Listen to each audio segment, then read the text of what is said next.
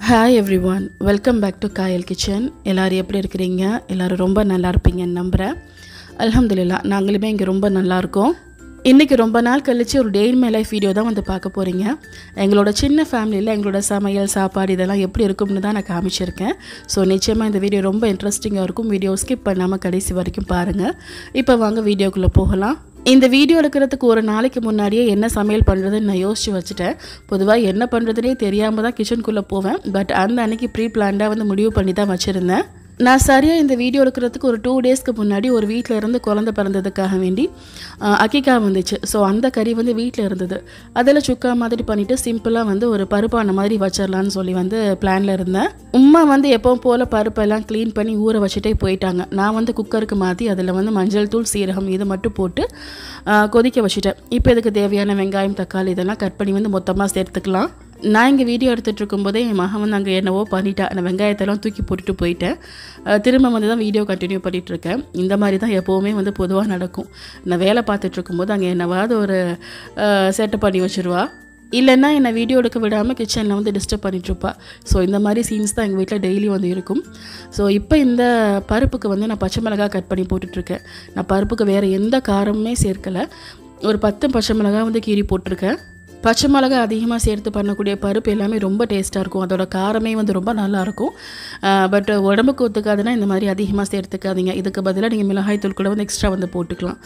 இப்போ நான் இதிலேயே ஒரு 2 பல்லாரி ஒரு 3 தக்காளி வந்து கட் பண்ணி சேர்த்துக்கிறேன். நான் இந்த பருப்பானத்தை நைட்டு தோசைக்கு வைக்க போகிறேன். ஸோ அதுக்கு ஏற்ற மாதிரி நான் வந்து செஞ்சுருந்தேன். இதில் நிறைய காய்கறி போட்டு சாம்பார் மசாலா எல்லாம் போட்டு சாம்பார் மாதிரியே செஞ்சிடலாம். பட் வந்து இந்த காய்கறி சாம்பார் வந்து இந்த மட்டன் சுக்காக்கு அந்த அளவுக்கு நல்லா இருக்காது. ஸோ ப்ளைனாக பருப்பான மாதிரி வந்து பண்ணிக்கிட்டேன். நான் இதுக்கு தக்காளி தான் நிறைய சேர்த்துருக்கேன். புளி வந்து ரொம்ப குறைவாக தான் சேர்த்துருந்தேன்.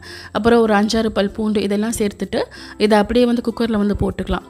தேவையான தண்ணி எல்லாம் சேர்த்தாச்சு. இன்னைக்கு குக்கர் மூடி ஒரு 5-6 விசில் வந்து போட்டு எடுத்துக்கலாம்.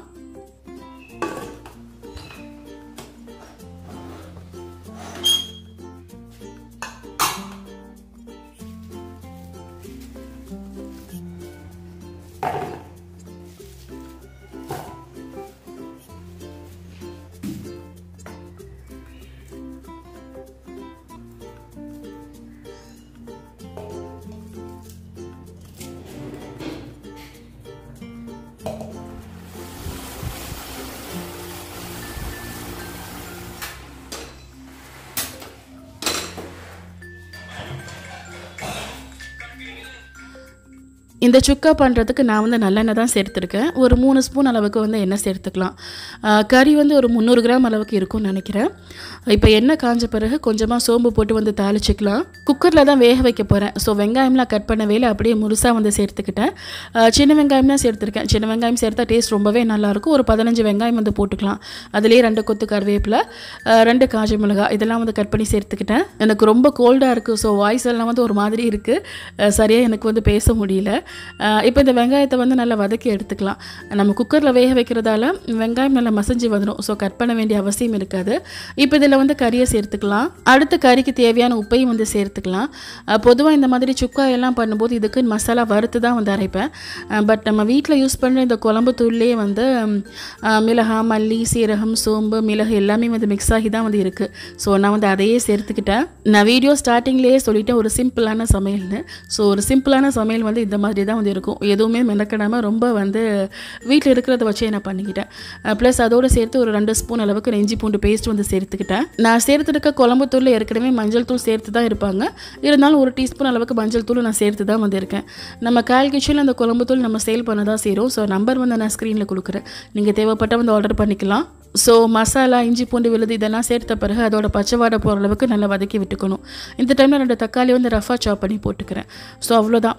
இதையும் நல்லா கலந்து விட்டுட்டு தேவையான தண்ணியும் வந்து சேர்த்துக்கலாம். இனி மூடி போட்டு வேக வச்சிட வேண்டியதான். நம்ம வீட்டு மசாலா தான் யூஸ் பண்ணுறோம். ரொம்ப சிம்பிளாக தான் தாளிச்சிருக்கோம். எந்த அளவுக்கு டேஸ்ட் இருக்குமோன்னு தெரியல வந்து நினச்சேன். பட் டேஸ்ட் வந்து ரொம்பவே நல்லா இருந்துச்சு. இன்ஷா அல்லாஹ் இனி இந்த ரெசிபி நான் வந்து வீட்டில் அடிக்கடி செய்யணும்னு வச்சுருக்கேன். அந்த அளவுக்கு சூப்பராக இருந்துச்சு. ஸோ இந்த சைடில் வந்து பருப்பு வந்து வெந்துருச்சு. இந்த பருப்பானத்துக்கு நான் ரொம்ப கம்மியாக தான் புளி எடுத்திருக்கேன். ஸோ அதில் தண்ணி ஊற்றி ஊற வச்சுட்டு இது தாளிக்கிறதுக்கு ஒரு 5-6 சின்ன வெங்காயம் வந்து வேணும். ஃபஸ்ட்டே உரித்து வைக்க வந்து மறந்துட்டேன். ஸோ அதுக்கு தேவையான வெங்காயத்தை வந்து உரிச்சிட்ருக்கேன். ரொம்ப சிம்பிளான பருப்பானம் தான். பட் தாளிப்பை கொஞ்சம் ஸ்பெஷலாக பண்ணலான்னு சொல்லி நான் சின்ன வெங்காயம் போட்டேன். பொதுவாக இந்த மாதிரி சாம்பாருக்கெல்லாம் வெங்காயம் போட்டு தாளித்து அது உண்மையிலேயே ரொம்ப நல்லாயிருக்கும். அதே மாதிரி தான் இந்த பருப்பானமும் ரொம்ப டேஸ்ட்டாக இருந்துச்சு. வாப்பா வந்துட்டோம், வாப்பாட்ட போ, வாப்பா வந்துட்டோம், இந்த வேற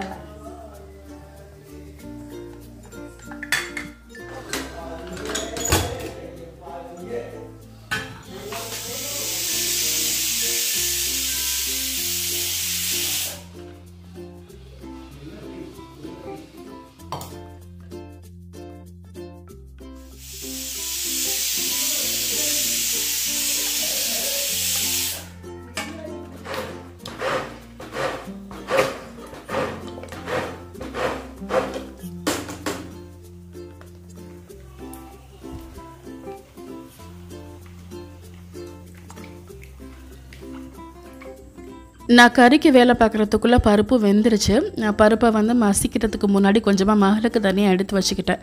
பட் அந்த அளவுக்கு பருப்பு எனக்கு சரியாக வேகாத மாதிரி இருந்துச்சு. ஸோ பிளெண்டர் போட்டு கொஞ்சம் வந்து அடிச்சுக்கிட்டேன். இப்போ இந்த பருப்பானத்துக்கு புளி கரைச்ச தண்ணி, அப்புறம் தேவையான உப்பு இதெல்லாம் சேர்த்துருக்கேன். சைடில் தாளிக்கிறதுக்கு பேன் வந்து ஏற்றிட்டேன். அதுலேயும் வந்து கொஞ்சமாக நல்லெண்ணெய் சேர்த்துருக்கேன். அடுத்து இதில் தேங்காய் பூ வந்து சேர்த்துக்கணும். நான் வந்து கொஞ்சம் அதிகமாக தான் சேர்த்துருக்கேன். ஏன்னா நான் வந்து பிளெண்ட் பண்ணதுனால காரம் வந்து ரொம்ப அதிகமாகிடுச்சு. ஸோ வந்து கொஞ்சம் நிறைய தேங்காய் பூ, அப்புறம் தேவையான அளவுக்கு தண்ணி, பெருங்காயத்தூள் இவ்வளோ வந்து போட்டிருக்கேன். இதில் வந்து காரம் வந்து அதிகமாக இருந்தாலும் நல்லா சுல்லுன்னு சூப்பராக இருந்துச்சு. எனக்கு இந்த மாதிரி காரமான சாப்பாடு எல்லாமே வந்து ரொம்ப பிடிக்கும். ஸோ இப்போ இதுக்கு வந்து தாளிச்சிடலாம். அதுக்கு கடுகு, சீரகம், அப்புறம் வந்து நம்ம கட் பண்ணி வச்சுருக்க சின்ன வெங்காயம், கருவேப்பிலை இவ்வளோ தான் போட்டிருக்கேன். காஞ்ச மிளகாய் வந்து சேர்க்கலை. ஏற்கனவே இங்கே வந்து காரம் அதிகமாக இருக்கும். ஸோ நான் அதை வந்து ஸ்கிப் பண்ணிட்டேன். அவ்வளோதான். இந்த தாளிப்பை வந்து கடைசியாக சேர்த்துட்டு மல்லி இலையும் வந்து போட்டுக்கலாம். இந்த மாதிரி மட்டன் சுக்கா, இல்லைனா வந்து ப்ரான் ஃப்ரை, இல்லைனா வந்து மீன் பொரிச்சது, இதுக்கெல்லாம் வந்து இந்த பருப்பானம் ரொம்ப டேஸ்ட்டாக இருக்கும். நான் நைட்டுக்கு தோசைக்கு வச்சு சாப்பிட்டேன். அதுக்குமே ரொம்ப நல்லா இருந்துச்சு. கட்டாயமாக ட்ரை பண்ணி பாருங்கள்.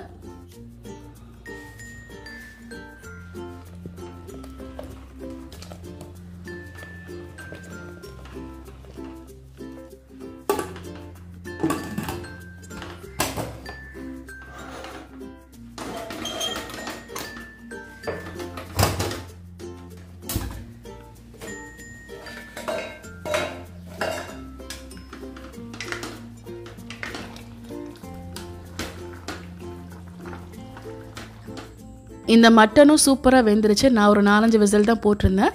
கடைசியில் இதுக்கும் வந்து 2 கொத்து கருவேப்பிலை வந்து போட்டுருங்க. மல்லியில் கூட சேர்க்க வேண்டிய அவசியம் இல்லை. கருவேப்பிலை போட்டாலே போதும். இந்த மட்டன் சுக்கா செம்ம டேஸ்ட்டாக இருக்கும். உங்கள் வீட்டில் என்ன குழம்பு மசாலா தூள் இருக்கோ அதை வச்சே நீங்கள் இதே மெத்தடில் ட்ரை பண்ணிக்கலாம். நிச்சயமாக ரொம்ப டேஸ்ட்டாக இருக்கும். நான் இதை லஞ்சுக்கு பண்ணதால் ஆனத்தை வந்து ரொம்ப வற்ற வைக்கல. இந்த அளவுக்கு கிரேவியாக இருக்கும்போதே நான் ஸ்டவ் ஆஃப் பண்ணிட்டேன். லஞ்சுக்கு வந்து ரொம்ப டேஸ்ட்டாக இருந்துச்சு. பட் சப்பாத்திக்கு இன்னுமே ரொம்ப சூப்பராக இருக்கும். இன்ஷா அல்லாஹ் சப்பாத்தி போட்டு ஒரு முறைக்கு இதே மெத்தடில் ட்ரை பண்ணணும்னு இருக்கேன். ஸோ நான் இந்த வீடியோ எடுத்ததோடு சரி, திரும்ப நான் வந்து லஞ்ச் பண்ணுறதெல்லாம் வந்து வீடியோ எடுக்கவே இல்லை. மகளுக்கு சாப்பாடு கொடுத்துட்டு அதுக்கு பிறகு நாங்கள் சாப்பிட்டுட்டு நல்லா ரெஸ்ட் எடுத்து திரும்ப நைட்டு ஒரு 8 மணிக்கு மேலே தான் கிச்சனுக்குள்ளே போனேன். நைட்டுக்கு வந்து பருப்பான இருக்குது. தோசை போட்டு வந்து அட்ஜஸ்ட் பண்ணிக்கலாம்னு தோசை மாவு வந்து ஆர்டர் பண்ணிட்டேன். வேறு எதுவும் சைட் டிஷ் பண்ணணுங்கிற ஐடியாவே இல்லை. இருந்தாலும் அந்த டைமில் ஷார்ட்ஸில் வந்து ஒரு ரெசிபி பார்த்தேன். வெங்காயம் தக்காளி புதினா சட்னி. அதை பார்த்ததுமே ட்ரை பண்ணணும்னு வந்து ஐடியா வந்துருச்சு. உடனே வந்து புதினா வந்து வாங்க விட்டுட்டேன். ஸோ ஒரு காஃபியை போட்டு குடிச்சிட்டு வேலையை வந்து ஸ்டார்ட் பண்ணலாம். இப்போ ரொம்ப நாளாக இந்த நெஸ்கஃபே சன்ரைஸ் தான் யூஸ் பண்ணிகிட்ருக்கேன். கொஞ்ச நாளைக்கு ஒரு அடிக்ஷன் வந்து இருக்கும். ப்ரூ வந்து யூஸ் பண்ணுவேன். அதுக்கப்புறம் அது வந்து வெறுத்து போயிடும். அதுக்கப்புறம் வந்து வேறு ஏதாவது ஒன்று மாற்றுவேன். இந்த மாதிரி வந்து மாற்றிக்கிட்டே இருப்பேன். உங்களுக்கு தெரிஞ்ச நல்ல பிராண்ட் காஃபி ஏதாவது தெரிஞ்சால் எனக்கு வந்து கமெண்ட்டில் சொல்லுங்கள். இன்ஷா அல்லாஹ் நான் அதையும் வந்து ட்ரை பண்ணி பார்க்குறேன்.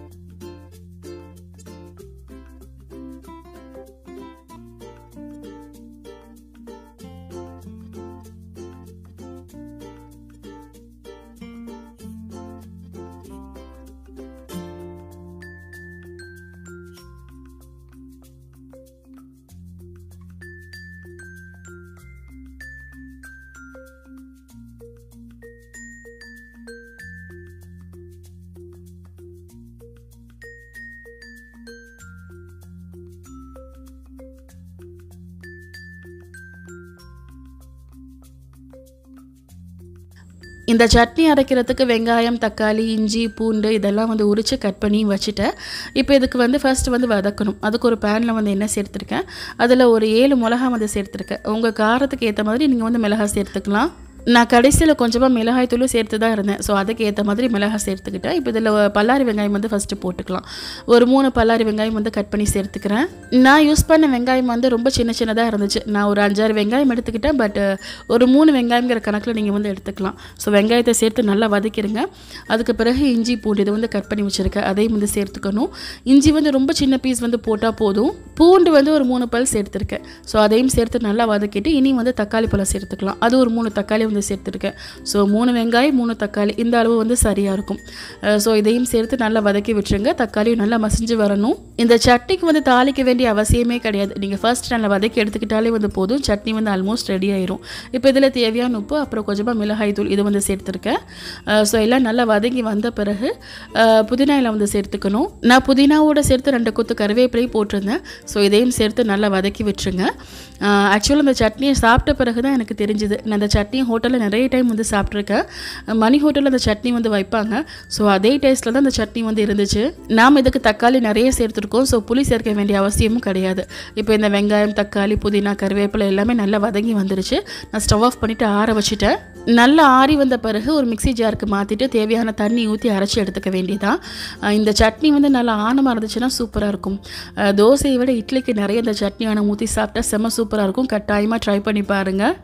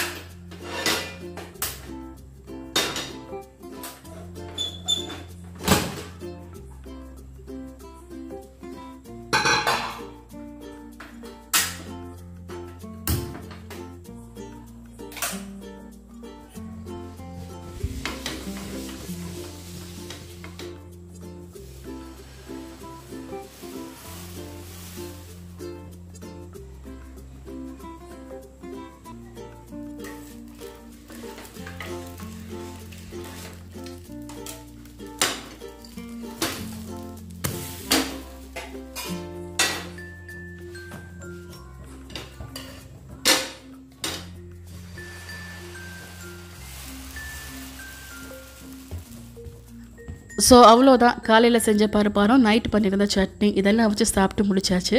ஸோ டின்னர் வந்து சூப்பராக முடிஞ்சுது. இந்த வீடியோவும் வந்து இதோட முடியுது. இன்ஷா அல்லாஹ் கூடிய சீக்கிரம் இன்னொரு பெரிய வீடியோவில் உங்களை வந்து சந்திக்கிறேன். இந்த வீடியோ உங்கள் ஃப்ரெண்ட்ஸ் அண்ட் ஃபேமிலிக்கும் ஷேர் பண்ணி விடுங்க. நிச்சயமாக இந்த ரெசிபிஸ் எல்லாம் அவங்களுக்குமே ரொம்ப யூஸ்ஃபுல்லாக இருக்கும். நீங்கள் இப்போ தான் நம்ம சேனல் வந்து புதுசாக பார்க்குறீங்கன்னா சப்ஸ்கிரைப் பண்ணி வச்சுக்கோங்க. அப்புறம் இன்ஸ்டாலேயுமே நம்ம சேனல் வந்து இருக்குது. அங்கேயும் வந்து ஃபாலோ பண்ணிக்கோங்க. தேங்க்யூ.